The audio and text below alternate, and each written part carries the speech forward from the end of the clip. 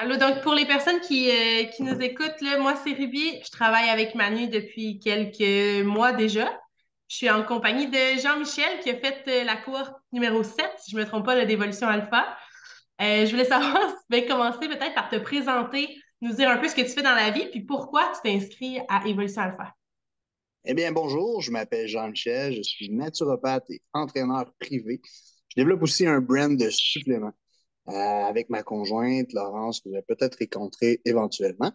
Je suis allé vers Evolution Alpha parce que, dans le fond, je suivais Manu sur les réseaux sociaux depuis un bon bout déjà. Il m'apportait beaucoup de valeur juste par ses posts, ses statuts, puis tout ça. J'aimais beaucoup son approche, son sens de l'humour, tout le kit. Fait que ça n'a pas fallu beaucoup plus que ça pour que, après notre appel, là, on se lance dans l'aventure. Super. Je voulais savoir, c'est quoi la plus belle différence entre le toi d'avant puis le toi d'après la cohorte? OK. Ben, le mois d'avant, il était un petit peu. Il était rempli de bonnes intentions, mais il manquait peut-être de structure.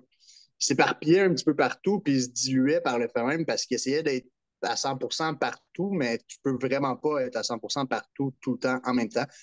Fait que dans le fond, c'est ça, ça m'a permis, avec un peu de recul et d'introspection, de me rendre compte qu'il y avait certaines sphères de ma vie dans lesquelles je voulais aller de l'avant pour mettre plus d'énergie, plus l'emphase sur l'avancement.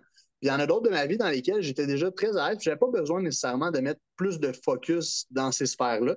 Fait que ça m'a permis un peu de faire le tri, je te dirais, puis de m'aligner à voir, bon, qu'est-ce que je veux vraiment, euh, pourquoi je le veux, puis comment je vais faire pour l'obtenir. Super. Puis, tu sais, dans la cohorte, tu es accompagné, oui, de Manu, mais tu es aussi avec d'autres entrepreneurs qui sont aussi ambitieux puis qui vont faire la cohorte avec toi.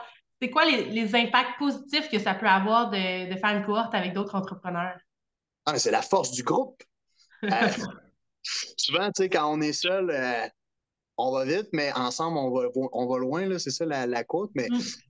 tout ça pour dire que oui, tu sais, le fait d'avoir un groupe, c'est entraînant. Tu es redevable aussi envers les autres coéquipiers de ta cohorte. Le fait aussi de voir les autres évoluer puis progresser, c'est hyper inspirant, c'est motivant.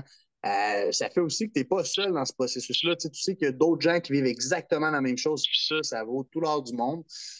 Aussi, je te dirais que c'est vraiment l'accountability. Tu es redevable, il faut que tu donnes des comptes si on veut. On a des exercices, des objectifs à atteindre, plein de choses. Fait que c'est vraiment le fait de le faire en groupe, je te dirais que ça rajoute vraiment beaucoup, beaucoup, beaucoup d'intensité et de power Mhm. au processus. Ah, super. Est-ce qu'il y a quelque chose avant la cohorte qui était peut-être plus difficile pour toi au niveau de ta vie professionnelle ou ta vie personnelle, puis que maintenant tu as l'impression que c'est peut-être plus léger ou plus facile à faire? Ben, je te dirais justement de canaliser mon focus, mon énergie. Tu sais, maintenant, je sais exactement ce qu'il faut que je fasse, puis je sais exactement sur quoi je dois miser. Puis je sais aussi sur quoi que je ne devrais pas trop m'attarder puis perdre du temps dessus, là. OK. Puis si on va dans la même ordre d'idées, y a-tu quelque chose que tu as réalisé pendant la cohorte qui va avoir un impact positif à long terme dans ta vie? Ah, ben là, écoute, j'ai pas assez de temps pour pouvoir tout énumérer parce qu'il y en a plusieurs. Mais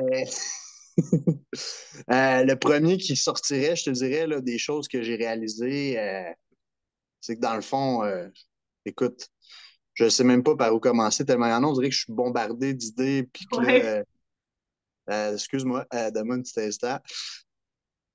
Euh, Peux-tu répéter la question? Ben oui, sans problème, là. Si y a-t-il quelque chose que tu as réalisé qui va avoir un impact positif sur ta vie à long terme? Et s'il y a une chose que tu pourrais ressortir de la cohorte, ce serait quoi?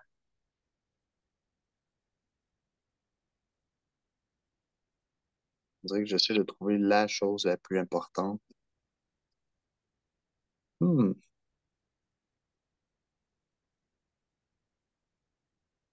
Ben, ça en revient encore un peu à ce que je disais dans les autres. Je dirais que c'est vraiment de compartimenter les sphères de ma vie.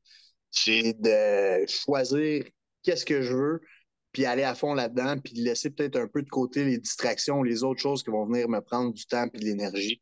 Parce que si je suis 100% focus sur l'atteinte d'un objectif, ben, j'ai pas mal plus de chances d'atteindre cet objectif-là que si je dilue mon focus avec 3, 4, 5, 6, 8 autres objectifs qui vont venir baisser ma capacité à être 100% dans ce que je veux faire. Ah, super. Puis, si tu avais un peu pour un mot de la fin, là, qu'est-ce que tu aurais envie de dire à quelqu'un qui nous regarde peut-être en ce moment puis qui hésite à s'inscrire à Évolution Alpha? Mais t'attends quoi? T'hésites, mais pourquoi? Écoute, c'est une question que je comprends pas. Moi, je me suis lancé all-in parce que j'avais entièrement confiance. Je savais que ça m'apporterait beaucoup de valeur, puis je savais que ça pouvait pas être un mauvais choix, là. Ah, Fait que super je te bien. dirais, go, vas-y, let's go, fais-le. Vas-y, parfait. Ben, merci beaucoup là, d'avoir discuté avec moi. Là. Ça a été un privilège de pouvoir parler avec toi. Ben, Merci. ça me fait plaisir.